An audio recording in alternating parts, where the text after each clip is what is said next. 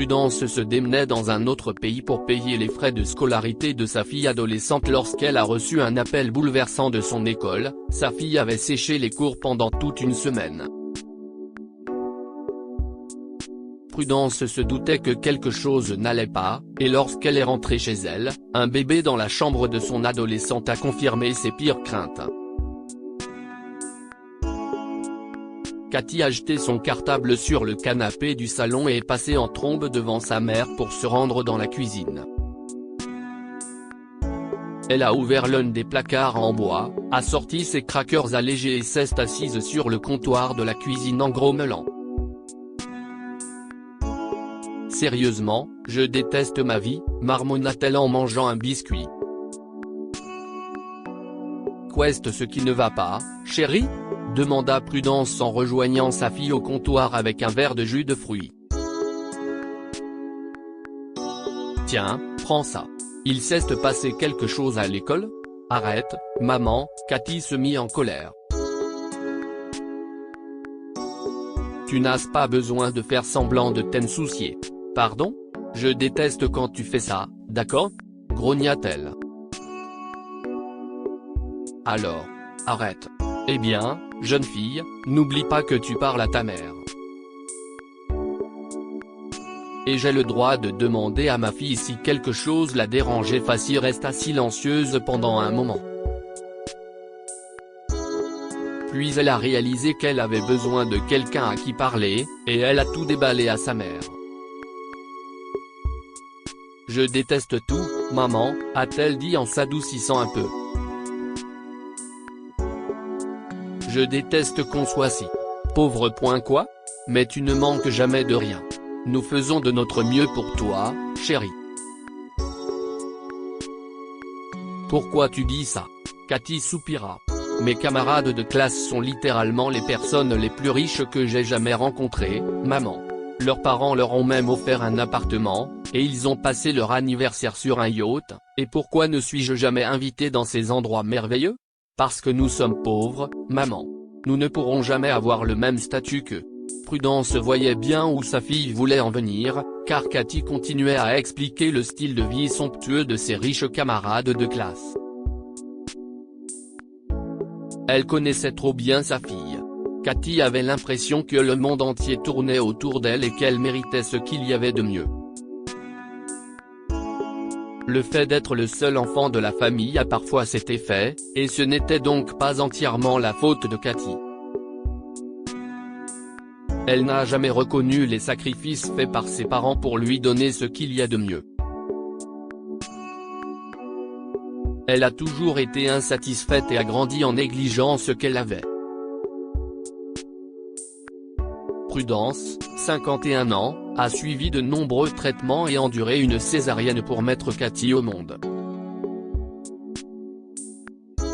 Et après cela, Prudence n'avait plus les moyens d'élever sa fille comme il se devait, si bien qu'elle et son mari, Franck, ont vécu dans la maison de ses parents. Ce n'est qu'à l'âge de 43 ans que Prudence a déménagé avec sa famille. En écoutant Prudence, elle s'est inquiétée de la façon dont elle allait annoncer à sa fille de 13 ans leur situation financière actuelle. Franck faisait des heures supplémentaires et Prudence avait demandé à son patron de l'envoyer dans un autre état, dans une usine plus grande, afin qu'elle puisse gagner plus d'argent et que Cathy n'ait pas à manquer l'école ou le collège. Les parents de Cathy ne lui avaient pas dit que leurs ressources étaient presque épuisées et qu'il avait du mal à payer les factures, notamment l'hypothèque de la maison, les emprunts et les frais de scolarité de Cathy. Prudence savait qu'elle devrait tôt ou tard annoncer à Cathy qu'elle déménageait dans un autre état, et qu'il n'y avait pas de meilleur moment que maintenant. Elle a donc pris une profonde inspiration, s'est assise à côté de sa fille et lui a tenu les mains avec amour en disant « Eh bien, je pense que je peux régler certains de ces problèmes désormais. J'ai obtenu une affectation, chérie, et je prendrai l'avion cette semaine. » Prendre l'avion ? Qu'est-ce qui se passe, maman ? Prudence se força à sourire. Eh bien, si est juste qu'on m'a proposé un salaire plus élevé, alors je vais devoir déménager. Désormais, je ne serai plus toujours là pour vous. Ton père et moi voulions te le dire, mais nous attendions le bon moment. Cassie était bouleversée et furieuse. Comment ses parents ont-ils pu lui cacher un changement aussi important dans sa vie? Comment ont-ils pu lui cacher que sa mère allait bientôt quitter la maison et s'éloigner d'elle? Une fois que Prudence a déménagé, Cathy a encore plus détesté sa vie. Elle devait préparer son petit déjeuner elle-même, faire sa lessive et même nettoyer sa chambre parce que Franck était rarement là pour l'aider. Ce n'est pas le genre de vie d'adolescente que Cathy s'était imaginé. Elle voulait sortir avec ses camarades de classe riches et s'amuser. Elle n'était pas censée faire des toasts le matin et faire la lessive le soir. Un jour, des mois après que Prudence eut déménagé, elle l'appela et la supplia de revenir. « Maman, s'il te plaît, reviens. Tu me manques vraiment. » « Oh, chérie, » a dit Prudence. « Tu me manques aussi. Mais tu sais, je fais ça pour nous, pour toi. Il faudra attendre 1 an, ajouta-t-elle. Je ne peux pas revenir avant. Je ne peux pas enfreindre mon contrat de travail. »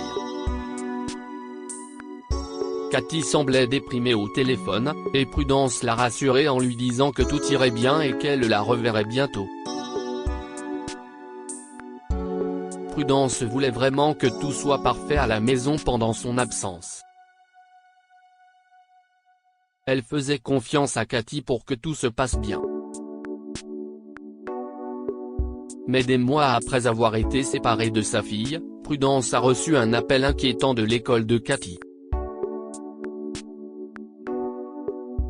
Le directeur de l'école l'a appelé et il semblait très inquiet lorsqu'il a dit à Prudence que les notes de Cathy baissaient et qu'elle risquait le renvoi. « Oh, non, rien de tout cela, monsieur, » a dit Prudence, gênée. « Je veux dire, je parlerai à Cathy. Elle va bien. Tout va bien à la maison. Son père et moi n'avons fait que la soutenir dans tout ce qu'elle fait. Oh, je crains que ces résultats n'indiquent le contraire, M. Delaney a fait remarquer le principal. Nous allons laisser passer cette fois-ci, mais vous savez que nous n'aurons plus le choix si ces notes continuent à baisser. » Prudence se raccrocha et appela immédiatement Franck pour savoir ce qui se passait avec leur fille, mais il répondit qu'il n'en avait aucune idée. « Je ne suis presque jamais à la maison, Prudence. Comment suis-je censé le savoir? Et ce n'est pas comme si notre fille partageait quoi que ce soit avec moi. Je ne sais même pas quand elle est à la maison. Quel genre de père es-tu, Franck? Notre fille travaille très mal à l'école, et tu t'en fiches complètement? Et, détends-toi, d'accord? Je vais lui parler, et… Non, ce n'est pas la peine. Je l'appellerai ce soir. Tous les hommes sont pareils.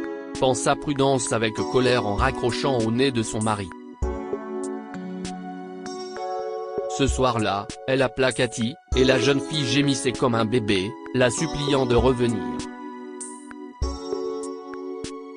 Cathy lui manquait. « S'il te plaît, maman. Tu as le droit de prendre un jour de congé, n'est-ce pas? Je voudrais vraiment que tu reviennes à la maison pour Pâques.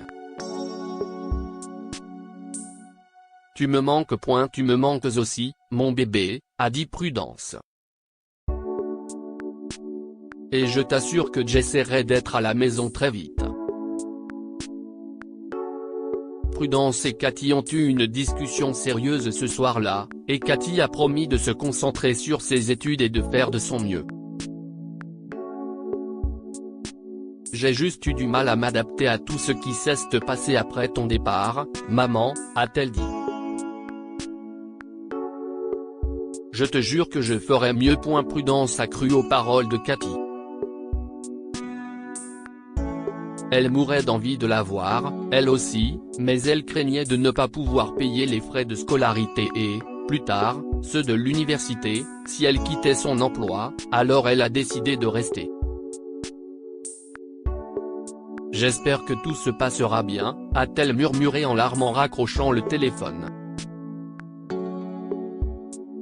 Au cours des semaines suivantes, Prudence a appelé fréquemment la maison pour prendre des nouvelles de Cathy et s'assurer que Franck lui accordait suffisamment d'attention. Lorsque Franck lui dit qu'il aidait Cathy dans ses études et que ses notes s'amélioraient, Prudence se sentit un peu soulagée. Elle pensait que tout allait rentrer dans l'ordre.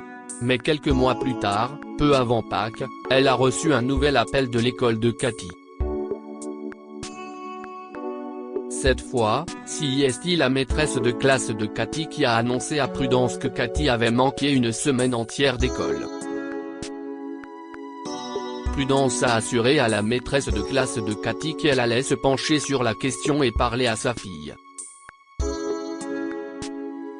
Mais elle avait autre chose en tête.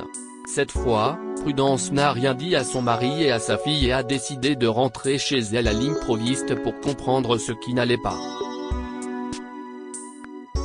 Pourquoi Cathy ne va-t-elle pas à l'école? Prudence a demandé un congé et a pris l'avion pour rentrer chez elle. En arrivant, elle trouva sa maison étrangement silencieuse. Cathy? Franck? Elle les a appelés, mais il n'y a pas eu de réponse. Prudence gravit les escaliers jusqu'à la chambre de Cathy, persuadée qu'elle ne l'entendait pas parce qu'elle utilisait des écouteurs, mais elle n'était pas là. Où peut-elle bien être? Si samedi, il n'y a pas école. En entrant dans la salle de bain de Cathy, Prudence a senti une odeur nauséabonde. Oh là là! Quelle est cette odeur? Elle se pinça le nez et regarda autour d'elle, mais ne vit rien.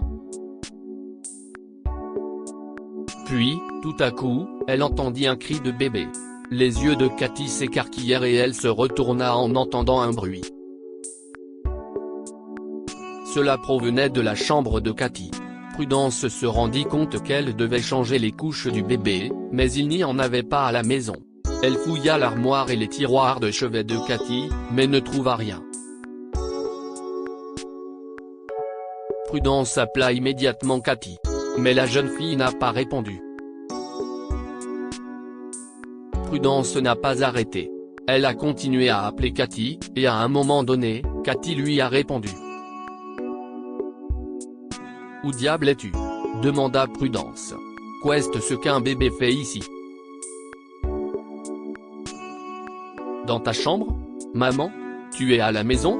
Oui, je le suis, et j'ai ce petit bébé qui gémit avec moi en ce moment même et qui a besoin qu'on lui change sa couche. S'il te plaît, dis-moi que ce n'est pas ce que je pense, Cathy. D'où vient ce bébé ? » Prudence avait quitté la maison depuis près de 6 mois et ne s'attendait pas à ce que les choses tournent aussi mal. « Eh bien, maman, balbutia Cathy. Je suis au supermarché pour acheter du matériel de puériculture. On se parle quand je reviens, d'accord ? Cathy, attends. Allô ? Allô ? Qu'est-ce ce qui ne va pas chez cette fille ? S'écria Prudence en jetant son téléphone sur le lit. Elle était maintenant assise dans la chambre de Cathy, attendant son retour. Une éternité s'écoula avant que Prudence n'entende la porte d'entrée s'ouvrir et que Cathy ne rentre à la maison. « Donne-moi une couche tout de suite. Et des lingettes humides, » hurla Prudence. Puis elle changea la couche du bébé. « Maintenant, » a-t-elle dit, « tu vas me raconter tout ce que tu as fait dans mon dos, ce qui explique que parfois tes notes baissent et que l'instant d'après tu arrêtes d'aller en cours. Cathy, s'il te plaît, dis-moi que tu n'es pas liée à ce bébé. S'il te plaît. » Ok, maman, tu vas trop loin, d'accord? Ce bébé n'est pas le mien. Assieds-toi, s'il te plaît. Tu as beaucoup de choses à savoir. Tout a commencé quand tu as déménagé. Cathy a été effondrée lorsque Prudence a déménagé, et c'est à ce moment-là qu'elle a réalisé à quel point elle avait été ingrate envers ses parents tout au long de sa vie. Sa vie n'était rien sans ses parents. Elle devait tout gérer seule, sans sa mère, et lorsque ses résultats scolaires ont commencé à baisser, son père a cessé de travailler pour pouvoir être à la maison et l'aider dans ses études. C'est dire à quel point il l'aimait, alors qu'elle n'avait été que méchante avec eux toute sa vie. À l'école, leur professeur de littérature, Madame Lesté, a demandé à Cathy de faire un exposé sur les bonnes actions qu'il avait faites avant Pâques. Cathy a toujours été une adolescente égocentrique et égoïste. Elle a donc demandé à Madame Lesté si elle pouvait faire un exposé sur un autre sujet. Cathy n'avait jamais, au grand jamais, pensé à faire une bonne action. La dame âgée a souri et lui a dit « Regarde autour de toi. Tu trouveras une bonne action à faire. Il y a tant de gens qui ont besoin de ton aide. Il suffit de regarder. » Cathy ne savait même pas où chercher. Personne ne la comprenait. Un jour, elle a vu Madame Lesté pleurer et a appris que la pauvre femme était la grand-mère célibataire d'un petit garçon de 11 ans et d'une petite fille qui venait de naître. La fille veuve de Madame Lesté était décédée dans un accident de voiture, et elle était donc la seule personne que ses petits-enfants avaient maintenant. Cathy a décidé de faire une bonne action en aidant Madame Lesté. Elle a donc préparé une tarte et pris ses vieux jouets qu'elle n'avait jamais partagés avec personne et a rendu visite à Madame Lesté pour l'aider avec ses petits-enfants. La vieille institutrice était reconnaissante envers l'adolescente. Un jour, Madame Lesté a fait une attaque et s'est retrouvée alitée. Elle avait peur d'aller voir un médecin, car cela aurait fait courir le bruit qu'elle était inapte à s'occuper de ses petits-enfants, ce qui aurait entraîné l'intervention des services sociaux et lui aurait fait perdre la garde de ses petits-enfants. Cathy et le petit-fils de Madame Lesté se sont donc occupés alternativement de la petite fille. Ce jour-là, c'était au tour de Cathy de s'occuper du bébé. Et papa était parti pour un projet, alors il n'est pas au courant. Prudence a eu les larmes aux yeux et a serré sa fille dans ses bras. Bon travail, ma chérie. Je suis très fière de toi. Prudence décida d'aider Madame Lesté, attristée par le sort de cette dame âgée. Elle a persuadé Madame Lesté d'aller à l'hôpital et de se soigner pour le bien de ses petits-enfants. Et pendant qu'elle était à l'hôpital, elle a décidé de s'occuper des petits-enfants de la dame âgée. Cathy est tellement ravie de retrouver Prudence qu'elle l'a supplié de ne pas repartir pour son travail. Mais si est pour tes études, chérie. Je ne peux pas rester ici indéfiniment, a dit Prudence. Je ne te demanderai plus rien, maman, et on va se débrouiller ensemble ici. S'il te plaît, supplia-t-elle en l'entourant de ses bras. Prudence n'avait pas le choix. Elle devait partir. Mais Cathy a encore fait quelque chose d'impensable, ce qui a fait revenir sa mère sur sa décision. Elle a trouvé un emploi à temps partiel pour aider ses parents et a lancé une œuvre de bienfaisance à l'école où des enfants de familles riches donnent leur argent de poche, des vêtements, des livres et des jouets à des enfants défavorisés. Prudence a finalement décidé de rester à la maison, car elle s'est rendue compte de l'importance de sa présence dans la vie de sa fille. Cathy avait changé, et Prudence et Franck ne pouvaient pas être plus fiers de leur fille. Que pouvons-nous apprendre de cette histoire? Il est plus important de donner de l'amour à ses enfants que de dépenser de l'argent pour eux. Au final, Prudence réalisa que sa fille l'aimait et lui manquait, et elle décida donc de rester à la maison. L'égoïsme ne mène nulle part dans la vie. Soyez heureux d'aider les autres. Après que Prudence a déménagé dans un autre état, Cathy réalisa à quel point elle avait été égoïste et arrogante en n'appréciant pas ses parents. Elle a changé pour le mieux et a décidé d'aider son professeur âgé. Partagez cette histoire avec vos amis. Elle pourrait égayer leur journée et les inspirer.